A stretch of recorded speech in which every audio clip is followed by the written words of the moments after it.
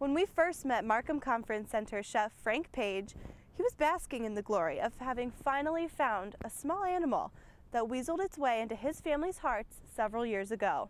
We thought that was so funny that his name was the Least Weasel. And we started joking about the Most Weasel and the Angry Weasel and all the different kinds of weasels there might be. The Pages searched for a Least Weasel for years, but one found them first when their cat brought it into the house. I heard a noise that totally terrified me. Scariest noise I've ever heard in my life. No, I was dead asleep. It was a high rolling screech. I pictured a badger. I pictured a giant animal in our house. Kind of like a...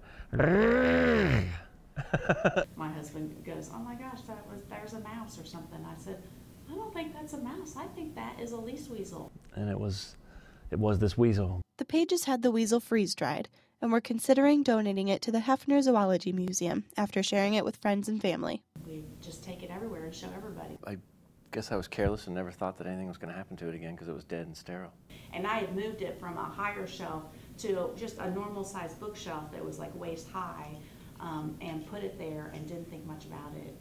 I got up one night from the computer to go to bed and I turned around and saw his back was ripped open and he was swung way off his post and his hair was all messed up very badly all over. More damage to the weasel when it was stuffed than when it was alive.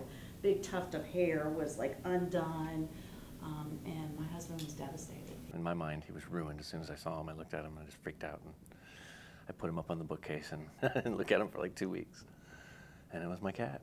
The cat got on him, the same cat that killed him, struck him again. To have that happen, I was just shocked. Frank had the weasel repaired by a taxidermist and has come to terms with the damage. Now, the Pages must decide if they're going to continue with plans to donate the weasel to the museum. I don't know what's going to happen. We're in a great unknown at the moment. Stay with our family. My family definitely doesn't want to give it away now. But I still think it's the best thing to do. I don't know, it'd be cool to pass it down. I've gotten to the point where I kind of don't want to give it up. It's like part of our family almost. I feel like once it leaves the house, it maybe wouldn't be part of us as much. But that doesn't mean that the story isn't there. The Pages' Least Weasel story is one that just keeps growing. It became kind of part of our geocaching. To me, it has a spiritual meaning. I think this thing was sent to me. Last year, instead of making a snowman like during that giant blizzard, we made a giant snow weasel. We did that for Frank facing the house. We have some names. What are the But names? the one that's stuck for the most part has been Vin Weasel. It's just there's always something with the weasel. Whether the weasel is donated to the museum or remains within the Pages family, one thing is for sure. They'll always have a great story to tell.